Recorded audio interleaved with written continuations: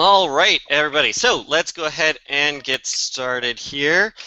Um, I had this YouTube video, but I have no idea how to make it share properly, so I'm not going to. Just imagine that we're lighting a chalice for the beginning of our meeting here, and our opening words are: there will be haters, there will be doubters, there will be non-believers, and then there will be you, proving them wrong. Okay, so let's go ahead and get started. As I have said a couple times in the board page, I do want to make sure that we get this as close to right at 1 hour as possible, so we don't have to hold you guys here too long. That being said, the first thing that we want to do on our agenda here today is get our candidates for the member-at-large position a chance to speak. So if you guys have, if either of you have a strong desire to go first, and go ahead and give us a quick, 3 to 5 minutes, what has you interested in a position on the board, and we can go from there. Okay. I can volunteer if that makes things easier. Okay, Kira, go ahead. Okay. Unfortunately, I left my speech at home, so I can't give the written down 3 to 5 minutes, but I can kind of go off of what I remember. I've been in leadership positions kind of on and off for like the last 10 years. I've been on the board with the band that I've been in as secretary, scribe kind of thing for at least 5 of those. I was, I've had prior leadership experiences, secretary and vice president type stuff in high school. Been a UU since God knows how long I can remember. I have always felt a strong presence within the UU community and want to, kind of be that little voice that's at least down in the Southern Oregon area, Northern California kind of, and since it seems like, some of those voices are not nearly as present as those in Portland and Seattle and such. And I want to be able to contribute that voice be heard, I'm not here to judge. I'm not here to, be a naysayer on things. I want to be sure that the things that, have not been said previously get brought up and that sort of thing. So, vote for me. All right, excellent, and thank you very much, Kira. Before we keep going, I should have done this already. Matthew, are you taking notes for us? Yes, I am. Thank you. All right, Michaela, go ahead. Yeah, so I want to be a member at large. It's a very interesting place to be. Oh man. I guess I'll go kind of the same route as Carrie did. I've had many leadership positions. Been to gold mine. Was the Salem delegate for the RA in the Regional Assembly in San Jose, which we represented Salem in a way, attended meetings, and it was a really fun experience overall. I'm a timely person. I like being on time with meetings. I love attending meetings, and I'm always available and flexible, even if I have work or anything else. I never really skip meetings anyways, and I love being able to take concerns or compliments from the community of how we're running things, and I'd like to be able to maybe bring issues or good things up to the board and be like, hey, yeah, this looks good, or this looks like it needs some improvement, and the community thinks blah blah, and uh, oh man, I think it'd be a really good opportunity to be a member of at large. And I'm very open to ideas from people and improvement of myself and or the community. And personally, I believe that I would make a great member. Vote for me.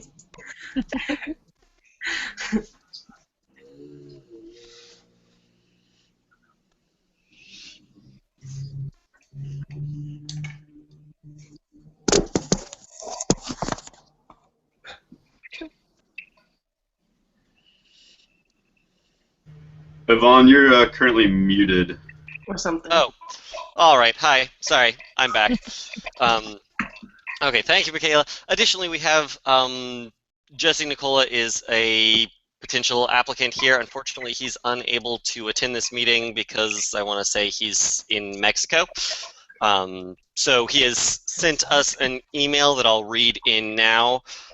So from Jesse, we have, I hope to be a positive guiding mentor to young and younger adults. I am towards the higher end of the age group, soon turning 31, and would like to help provide positivity to younger adults. I've been through many of their trials and tribulations and can help provide input and guidance. I have experience doing so from my 6 years as a high school sports team coach, specifically snowboarding, and teaching at various colleges in both Portland, Oregon, and Boston, Massachusetts. I have a lot of experience coordinating large events, and I'm well aware of the difficulties surrounding them. While I recognize that I will not be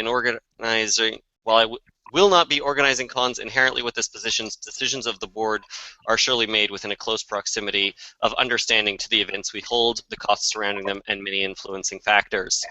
I have a lot of experience with digital media. I would really like to start in this position and look at transition onward to perhaps a position as communications chairman or some other term. I believe we can create an excellent website that vastly improves the connectivity of our community and the availability of information. I have close personal relationships with some of the board members. Our history has demonstrated to me that I can work closely and productively with them. We have a history of handling discourse positively and efficiently. I'm widely available, I work from home, and I can stop with ease to participate in most anything that would arise. I also tend to face problems head-on, so you would not find me leaving my position without anything less than a full discussion in advance and a game plan for a smooth transition, and ideally it's a situation we'll never have. All right, with that, I do want to outline once again the process here. The board member election, the interim position that we are electing, will be from now through SpringCon. It is required that you're all members in good standing, but you all are, so that shouldn't be an issue. And as our bylaws state, we need a quorum of 6 board members, which we have, and we'll be using instant runoff voting for confidentiality reasons. I would lean towards that we should do the voting rather than over the Hangout, which is what we would normally do. Have a just send me a message over Facebook real quick. I'll count up the votes, and then we can have a verbal acknowledgement that everyone voted themselves and not someone else. Is everyone comfortable with this system plan? Yes. Yes. Question. Do you know what system you're using for the election?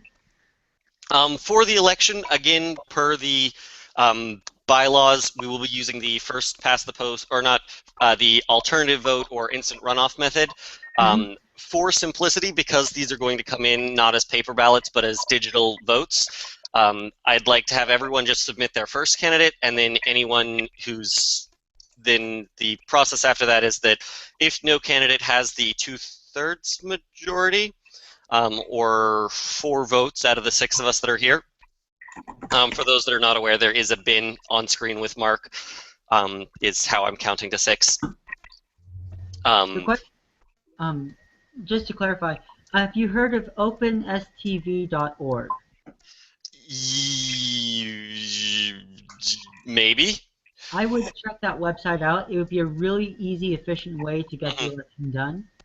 I will post a link if you want. For right now, it says Kyle messaged me, but I have no new message because my computer has frozen. Hang on just a moment. I'm going to actually be moving over and not be perfectly in front of the camera for a minute while I take these votes. For now, because we are pressed on time, let's use this. I'll look into that for any future times we have to do these votings. Go ahead and send me those votes over Facebook now, and I will tab everyone up. Hey, dog. Hey, dog. Oh. Luna. Luna.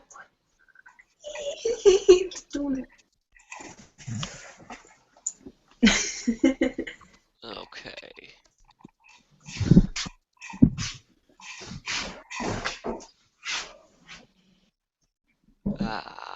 Could you go back to your dog?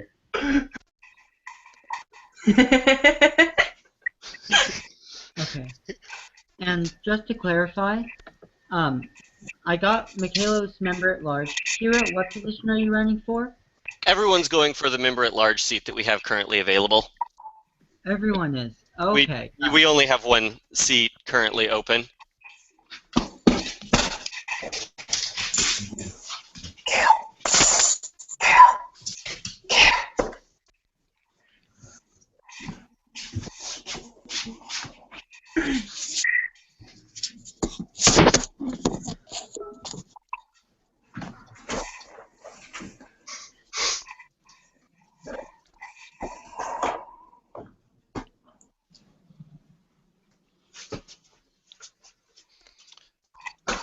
All right, we'll give it just a second and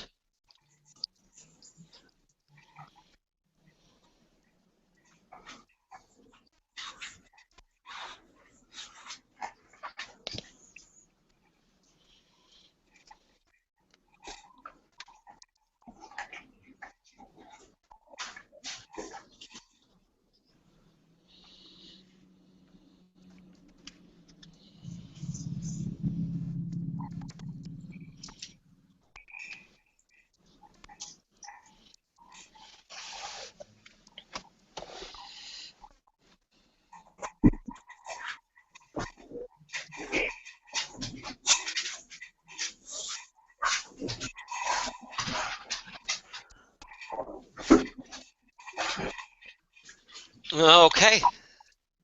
And we did have conveniently an easy first round majority. Can we have just everyone confirm that you did actually send the message and no one else has stolen your Facebook account to vote for you? All those who did it say aye. Okay, excellent. All right. With that, we have come to vote. Jesse will be taking the open board member seat. Thank you to all candidates. With that, traditionally the next step would be to say, have you guys step out of the meeting, begin watching the live stream instead, because the official way that these things are going to work is that only the board members are going to be able to continue with the rest of our discussion. If you promise to just sit and watch from here instead of from the live stream, I don't mind. Does anyone else have an issue with letting them watch from this angle instead of from outside? No. Okay. No objection. Okay. Um, I'm gonna, if this is a point of leaving for me, you can. I can. Yep. Okay, well, it was nice having a, a short, brief meeting with y'all. I'm gonna head out and I will see everyone later. All right. Thanks for joining us. Bye. Bye. Okay. I'll go ahead and take my leave in the process, so you guys can do whatever. And I appreciate getting the chance to be on everything, so thanks a lot, guys. All right. Thank you for joining us as well. And again, all of the members at large seats will be reelected again at the SpringCon. SpringCon. Thank you. Sorry, end of sentences are hard. Okay, let's move along with our agenda. We've got just our general check-ins from everyone. The order I've got it here is treasurer, con coordinator, historian, chaplain, food coordinator who's not here, and then members at large if you have anything. So, Mark, first, treasury things. What is our current status for becoming a nonprofit officially in Washington? Or did we decide that we didn't need to do that? And do we have any kind of our budget ready to be proposed for 2015? So where we're at with the Washington State nonprofit is the same that we've been at since the beginning, where we've had the issue of no one being a registered agent within Washington. We need someone with an address in Washington, or at least willing to tend a P.O. box, where we could set up where the direct mail would go. I don't think it's valuable to be registered in the state of Washington as opposed to the state of Oregon. We can still operate where we can, just being registered in the state of Oregon. And no one has stepped up to be a volunteer to be the Washington State registered agent for us. So I have not been concerned with that aspect of it since it is unnecessary. I was going to do it in pursuance with accordance with our bylaws, but I need someone to be registered in Washington State and be willing to take care of state issues. So I think it's easier to be registered in one state. We can pay taxes in one state and be good with it. We can, or well, file our taxes in one state and also take care of things that way. So if it's really up to the board, do we want to continue pursuing the Washington State registration? Kelly? Sorry in advance for noise. I'm at a cafe. Are there any benefits to registering in the state of Washington that would be worth going through that process, I guess? Like, what would be the measurable benefits of that? The measurable benefit that I've, from what I've read and understood about it, is being able to get insurance within the state of Washington for state of Washington events.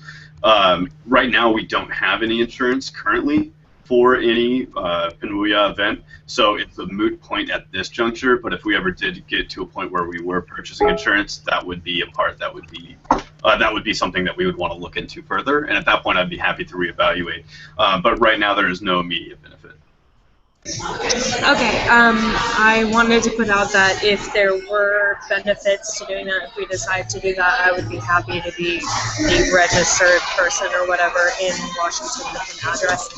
But if it's not something we need to do right now, I trust what you think, so.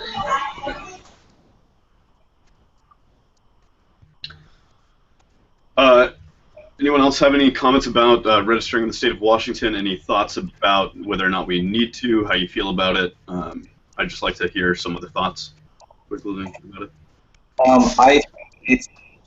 There's no benefit to it, and I don't think we should take the time to do it.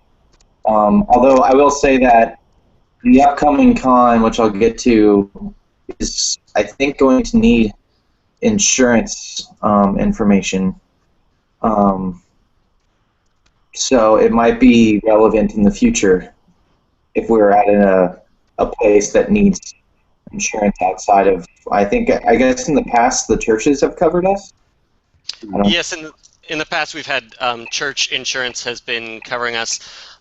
Given that we do have a significant number of events in Washington, given that we are also looking for having non-church events seems to be something that the community has kind of expressed some interest in, I would be interested in knowing what our interest or consideration is for gaining insurance in Washington as well. Definitely. I think that's something that needs a closer look and something I can research further. By the time we have our next board meeting, perhaps at SpringCon, we can talk a little bit more about what the insurance picture looks like for Washington and Oregon. Oh, okay. That being said, additionally, our bylaws do state that we are a nonprofit in Oregon and Washington, so if we want to change that, we will need to have a public business meeting either before SpringCon or the following in SummerCon. Definitely. In order to get those changed. So I suppose at this point it'd be best to have a vote. Do we want to,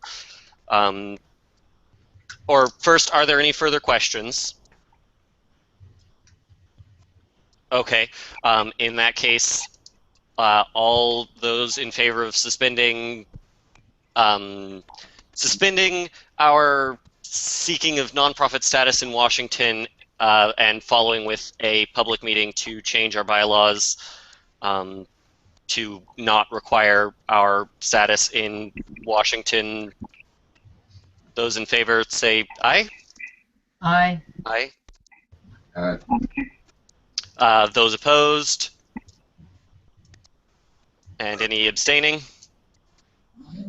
All right. Motion passes. So then we will not be continuing to work on getting our status in Washington, and I'll start getting us set up for a public business meeting to change those bylaws. Quick caveat about it. I think that in the future, being registered in Washington may have some benefit. There's none now. So I think Yes. holding off on it now and maybe, that is good. I would like this to be revisited in the future when a tangible benefit can be achieved. Yep. I would personally like to see some kind of way to phrase it, probably nonprofit legal status in the official wording is nonprofit legal status.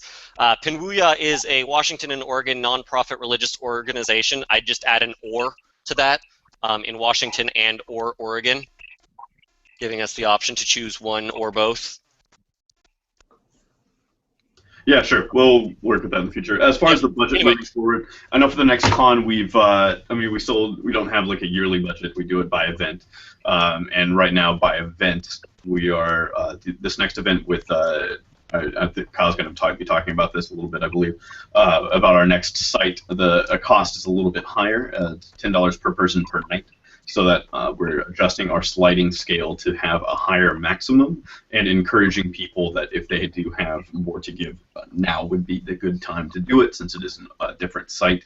And then also we're changing the food budget down to, based on the last 4 cons, how food purchasing has been going at $10 per person per day, or $10 per person, sorry. We're usually either had too much food or we spent way under that and had enough food. So I'm thinking about adjusting that to $9.50 as far as for right now, just to see how much that changes.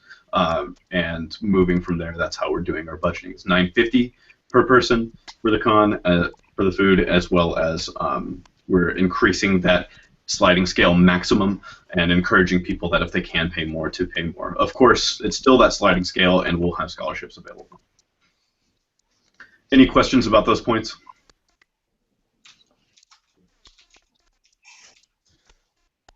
Fantastic. Thanks, everyone, for your time. Actually, I do have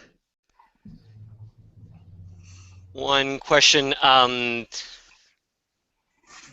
Obviously, we aren't at our fiscal year, but again, as outlined by our bylaws, we do want to have a budget put out.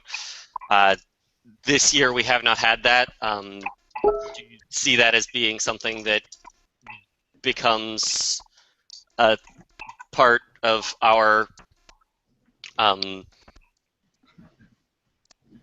running available information in the future? Yeah, I can make that the spreadsheet that I operate with for the budgeting purposes for each con. I can make that available. And additionally, we are supposed to have a yearly budget as well to cover other things. Is that something we want to continue working towards, or again, something we want to adjust? As I've been saying it since the beginning, it's not something that actually works for us. We don't do a yearly budget since we don't, based on the number of events we have, if there's a summer con or not, it changes our budget around completely. Our only sources of expenditure are also our sources of income at the moment. So having a yearly budget without a defined plan of how many cons we're going to be having, what their locations are, what deposits will be, is it's not efficient. It's not a good way to track our personal finances. We operate in a different way. We need to track our budget in a different way. So I think it's important to have what framework I'm working with for each individual con to determine how much we should be charging, how many scholarships can go out, those types of keeping those factoring to make sure it's openly and publicly available. I think that's definitely important, and putting it in at the beginning of the year, if that is. If we want to abide by that requirement, we can certainly have that. But simply put, it's just the best way to handle this situation. Oh, okay. So again, we can leave it most of the technical rewriting off to another time, but that sounds like another point that we should be revisiting what's written in the bylaws to adjust for our more practical experience of what we're going to be. Which makes a lot of sense. We're a young organization. This is Yeah. the time that we've tried to make our official bylaws, make everything real. So in practice, we had a lot of ideas in the build-up to it, a lot of voices coming together to make it happen, which is great. I love to have all that support that we've been doing. But simply put, when we're getting to a certain stage here, we're realizing what works and what doesn't. And a modular budget is what works best for us.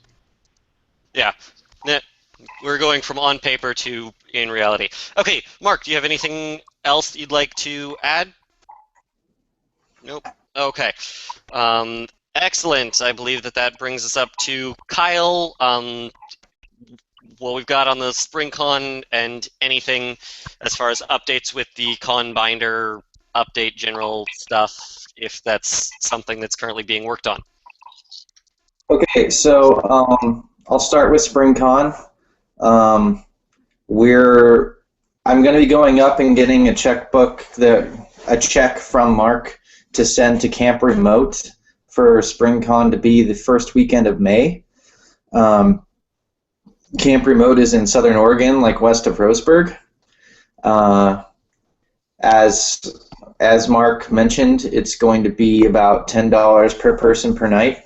But that also comes with an awesome disc golf course and lots of really cool buildings. It's going to be really fun. We're kind of, I'm corralling people to be on staff right now. Right now it's just Eddie and Fernando and Jesse, and I'm talking to a few other people. After we get this registration stuff sent in with Camp Remote, we'll put up registration for people to start signing up very shortly, sometime this next month. Con Binder stuff, I've been putting together like outlines for deans and things they need to accomplish, stuff along those lines, and it's just in a digital format on Google Drive, which I plan on passing off to whoever might become con coordinator at next con. Besides that, I am actually going up on Monday to retrieve part of the con box from Kat Schmidt's place, and then the rest of it from Mark's place, and then I will start kind of inventorying that and getting it so it's kind of all ready to hand off in spring. I'm trying to think what else. I think that's about it for that stuff. Yep. Kelly, go ahead. I'm really sorry, but can I step off and go pee for a second? Will that? Okay, like you guys can continue without me. I'm really sorry. I'll be right back. Okay.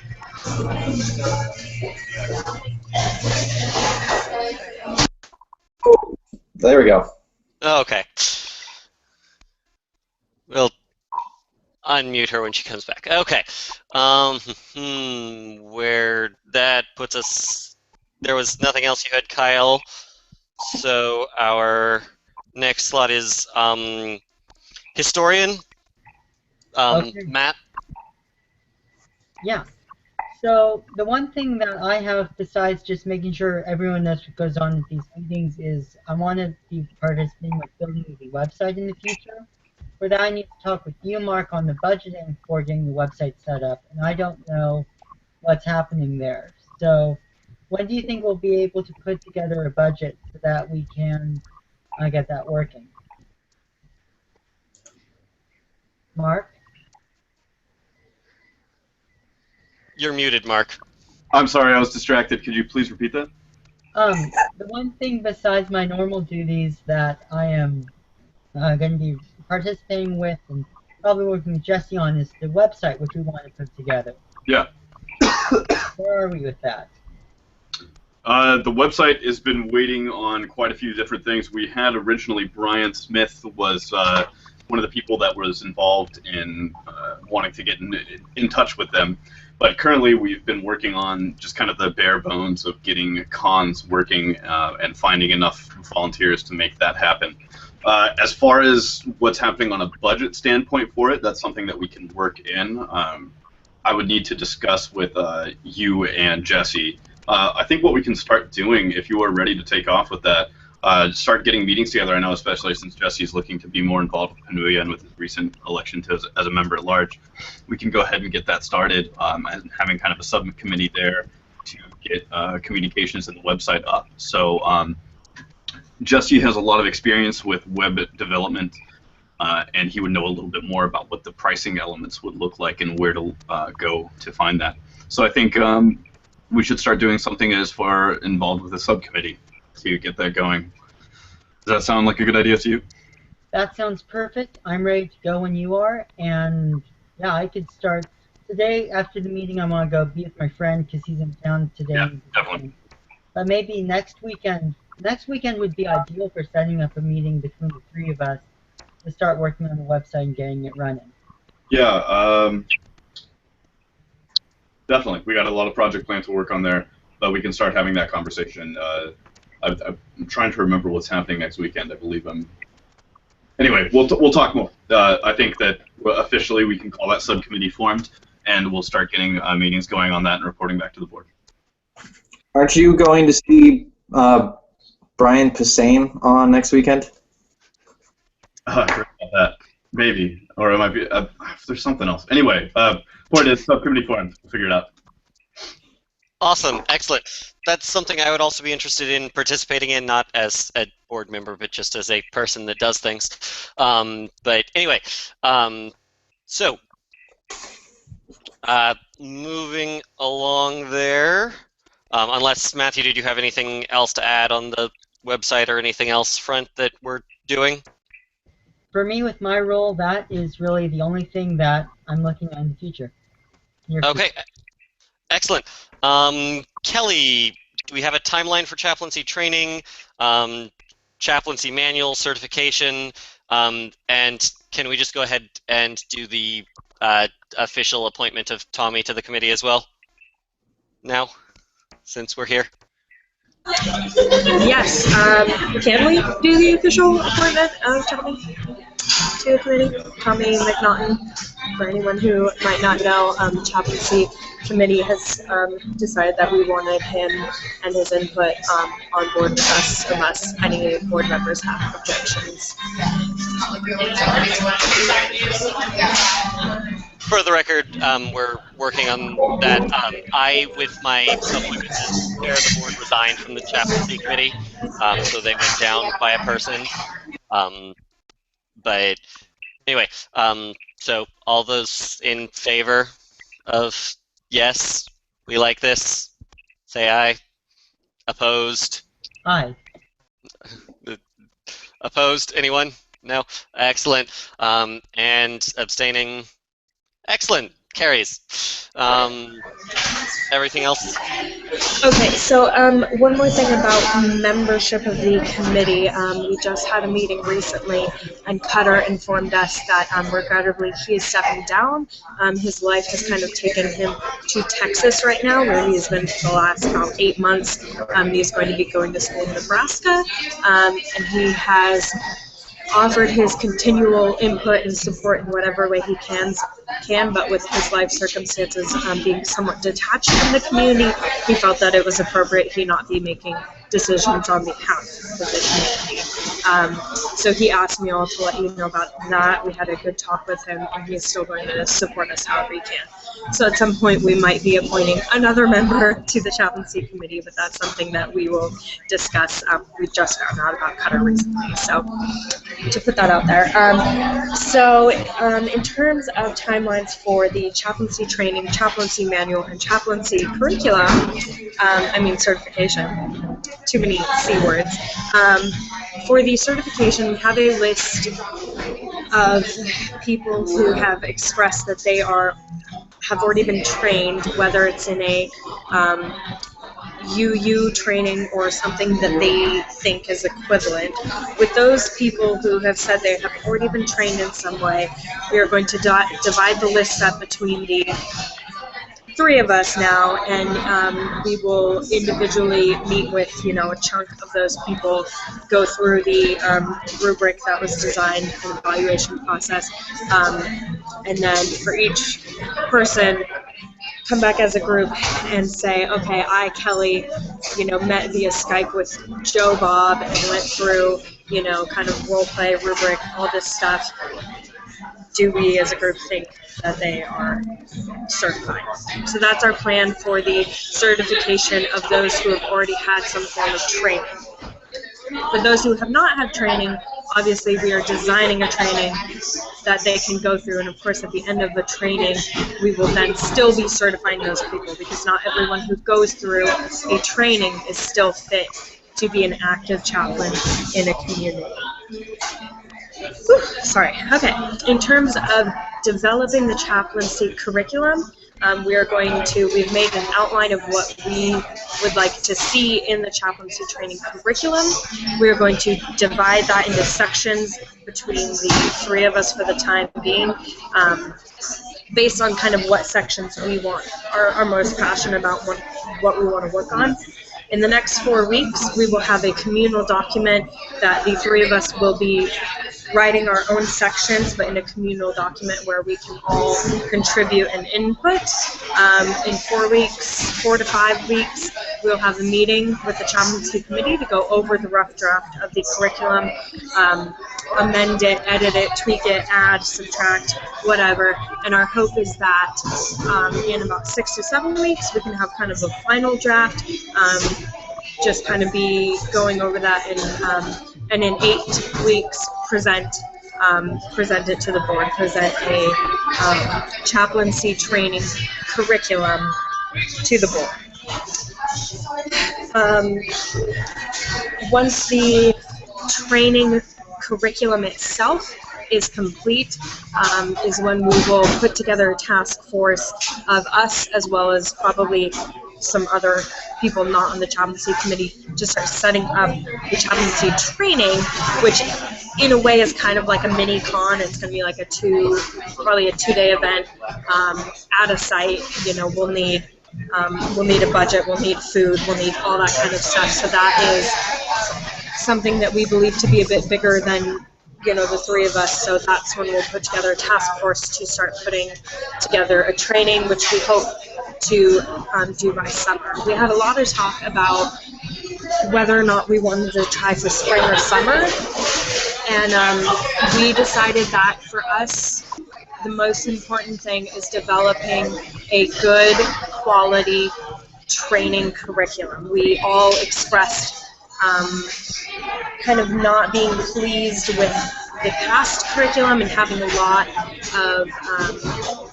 lot of ways we wanted to improve it, and we felt that it was really important to be putting together a very quality training curriculum in the hopes that it won't need to be constantly amended, year by year, that it'll be something that can kind of last. So that was our decision, to really put in the effort of developing a good training curriculum, to then,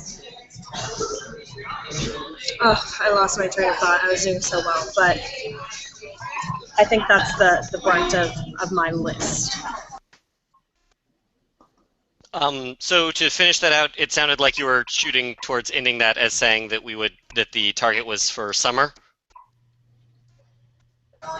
Yes, summer for hosting the training itself. I get kind of confused with discussing the training as in developing the training curriculum, and then the training event itself. Right. The training event itself, we're hoping for summer. So the certification process that we're going to be doing now is to kind of get some interim chaplains, if you will, for like spring and SummerCon, if SummerCon happens and if it happens before the training, with the idea that this training being in the summer will bring us in the new chaplains that we will then certify for the future costs.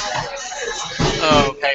And as far as those interim chaplains, you were talking about your certification process. Do you have a timeline on when they're going to be certified? We don't have a specific timeline on that. That kind of depends on, the three of us are going to have another meeting in the next, I want to say a couple of days, but it'll probably be within the next week or so, to decide how we want to execute the certification process itself. It's probably going to have to be on Skype with individual chaplains, and that will honestly depend on how promptly we can get those people to respond to us and get them on a Skype call with us and that kind of stuff. Obviously, there's not very many of them, of these people who have responded and said, yes, I've been trained and I'd like to be certified. So we'd like to get it done within the next couple of weeks. It just depends on how we can nail them down, kind of. It's hard to get people to sit down and get on a Skype call with you.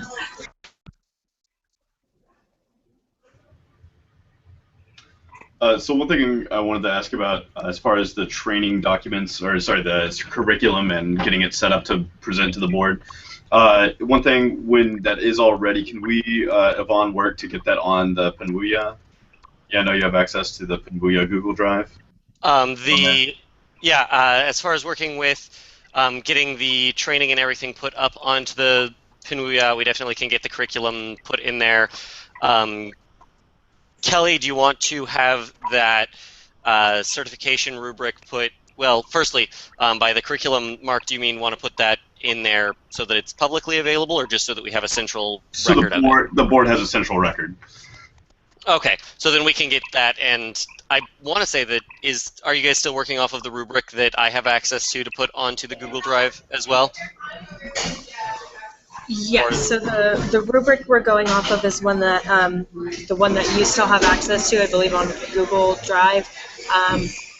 The curriculum, I'm totally comfortable with the board having access to. I don't know that I'm comfortable with the public having access to the curriculum. I'm not sure if that was what was meant, but that's okay. We can put it on the board drive so that it's central, but not have it set up public. Okay, I can make sure that happens. Perfect, thank you. Are you wanting the curriculum available to the board as it goes, or when we finish it? Just when we finish it would be fine. I'm sure you're doing some collaborative online thing, usually probably through Google Docs, I'm imagining, or something else. Yeah, my only thought with making it available sooner is that it's going to be pretty messy for a little while because we have people working on it kind of separately. Yeah. No worries, just when it's... Okay, so that we have stuff to look forward to showing up on that drive. Okay, let's see. I believe that the next person on our list would be Chantel. She's not here, so we can skim over.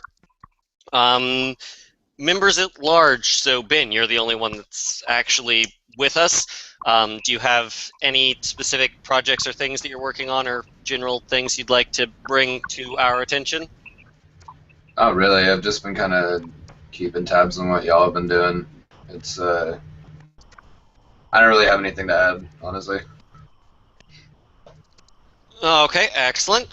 Thank you. That'll keep us getting close to our schedule. We're getting close to the end of our time. I know that we have one quick thing from Matthew before we're done here. Do we have anyone else that wants to add on last-minute points of discussion to our agenda?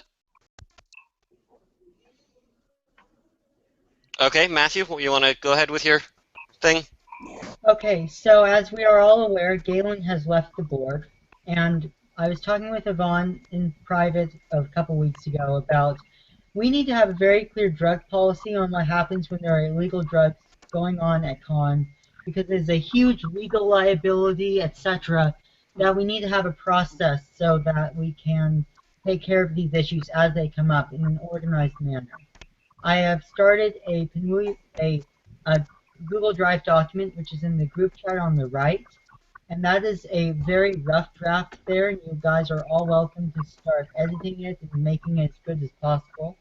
I'm hoping that by our spring con we can have a complete document which will work, so that in the future when people are having illegal drug problems, that we can help them as the board and that the con people can help them directly, so we don't have people leaving our community. We want to be safe, etc. You know all the rest. I think that, and so I'd like to collaborate with you guys as much as you are willing and able to on this. And as we do that, I hope that we'll have a really good proposal that everyone is going to be able to like, so we can be solid. The significant piece here is because, again, I want to make sure that we do keep this at an hour or less. Is that we aren't adopting anything as far as policy goes right now. Mostly, we want to know is this an issue that the board would like to take on as an action item that we would like to address?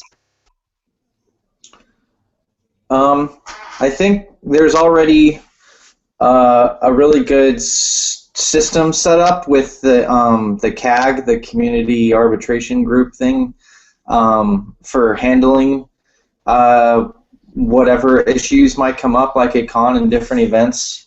I don't think it's necessary or even very. I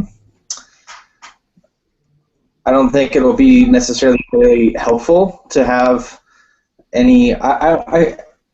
I guess I'm not quite sure what you want to put in place, like what certain consequences will be for like illegal drug use or what, because I don't want to lay down anything where there's kind of like predetermined consequences, because I rather leave it up to the community members to come up with an appropriate response to whatever issue. I think what we have in place so far is fine.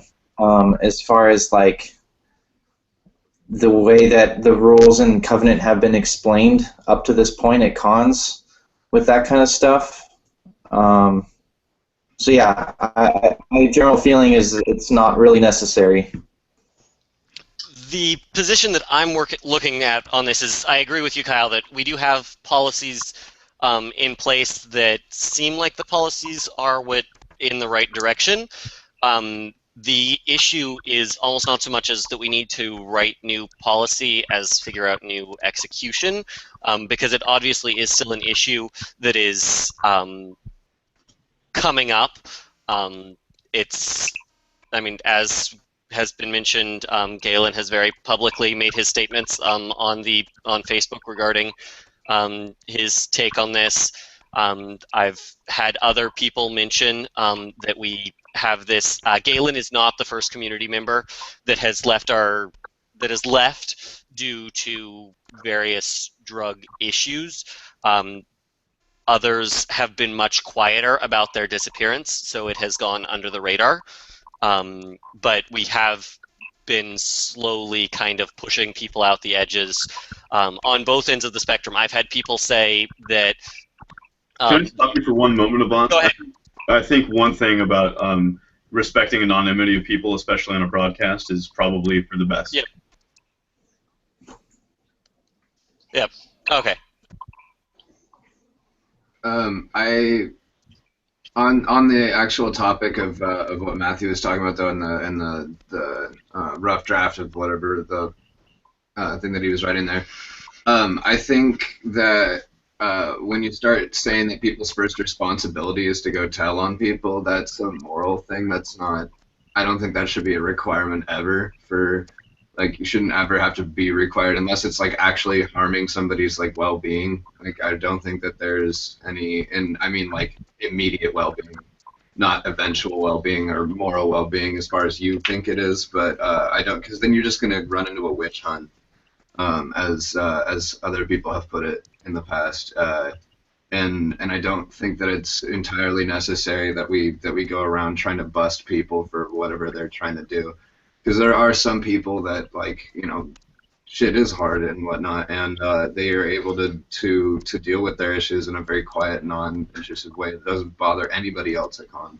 And, you know, those kinds of situations shouldn't be brought to everybody's attention, and when they are, they kind of ruin a lot of what a lot of what people go to con for. And I think that's a really important thing, and I'm glad you said that. That's an important thing to bring up. However, I think the intention behind drafting up some sort of the policy, as it's titled, is policy, but I think that really, Yvonne, I think you nailed it on the head there with execution. There have been issues in the past where the community action group hasn't been called together in events that that they should have. And I think a lot of it was because of some discomfort of, like, and that's not my position to come and try to get this going. You know, I'm not the one. It's not my responsibility. And so I think establishing some sort of responsibility of determining when a community action group is appropriate. Because I agree with Kyle as well in the sense that community action group is designed very well, and we need to use that system to work together. However, it didn't happen in a couple of pretty big, high-profile ways and didn't work out well. So we do need to learn from that as well, take that into consideration, and develop a way to move forward to bring in this CAG, to instigate, to make the CAG happen once it's the situation has arose where one is deemed necessary, and how we do that. So rather than PNWUUYA drug policy necessarily, I think it's a bigger focus for you know, who is starting. Like, we have the defined roles of the CAG, but how do we get it started? Who do we have? Like, we need to have people who are willing to sit down, gather everyone together, and get the CAG going, and not wash their hands of it and say, you know, this wasn't my responsibility. I didn't know. And that's why, I mean, I agree that you can't just go around telling them. You know, it's not like a witch hunt. Like, I noticed someone was doing something to the thing, but if it's actually harming the community and harming others around, we need to start rallying together. Am I rambling or am I making sense? No, that's fine. You make perfect sense, Mark. And of course, this is a work in progress. I started this about 2 hours ago, but I agree with you completely, Ben, and I've already added in that this is your responsibility only if someone else is getting harmed or disrupting the community. Can't agree with you more on that. And I agree with Kyle, we need to use the CAG system. I'm going to add that in right now. But as time goes on, it'd be nice if we could collaborate on this and develop something and make it very clear. And if we could, like, write down notes, which will be like issues we've come up with, specifics we don't, and keep them anonymous, but specific issues that have come up that have made people feel uncomfortable. I think that'd be a great way of focusing the policy so that the CAGs will happen, the right people will be told. I also want to have, like, policies for rumors. That was, with Galen's case, a massively big problem. Make it clear that that sort of behavior is not allowed at cons because it's disruptive. That's another goal of this policy, is to keep it in an organized manner, which we need. Okay, and again, I do want to pull us up because we're pushing up right on our 1 hour time. Is this? It sounds like there's quite a bit of discussion here. Is this a discussion that we want to pick up and put on to make sure it makes it onto our agendas for future meetings and does become something that we're picking up as something to be addressed? I would say as long as anonymity is respected throughout the discussions that we have continuing and ongoing, I would be for that discussion. I think bringing in individual cases is a mistake. Perhaps we could talk more about generalities of failures within leadership on our level onto making the CAGs possible, rather than making it about individual people within the community. And if that's the framework of the discussion, I'd be happy to continue with it. Yeah, I won't say one way or another whether I think it's something at this point the board should pick up and make an action plan, but I would be interested in a further discussion of it. I think we obviously don't have time for it today, but I think more discussion about whether or not we want to have an action plan or what that would look like would certainly be beneficial. I mean, we could talk about it, but there's already some sort of steps that are laid out in the documents we have for our policies. The big problem with some of the stuff that happened before was people just didn't bring it to the attention of the dean or me. I found out very late in the game what was going on with the system stuff. So I think if it's brought to the captain and coordinator's attention earlier, then a lot of those things would be prevented. I mean, like, I'm not opposed to it. Only better ways to do things. I can't understand a word you're saying, man. That was like, it's like you're talking through a pillow. Can you hear me feel better now? No, it's garbled. It's your connection, I think. I don't know what's going on. Shitty internet, man. I told him to upgrade. You get the balls out of your mouth and maybe. No. That's for you guys. Thank you, Mark. Okay. So for now, it's sounding like we do want to go ahead and we'll have more of this discussion, see if we want to take any action on that. Will be part of our next meetings. All right then. Unless there's anything else that is immediately pressing, we'll go ahead and call this meeting finished. Thank you all very much for your time. Thanks, everyone. Love you, Kyle. Thanks, guys. Talk to you soon.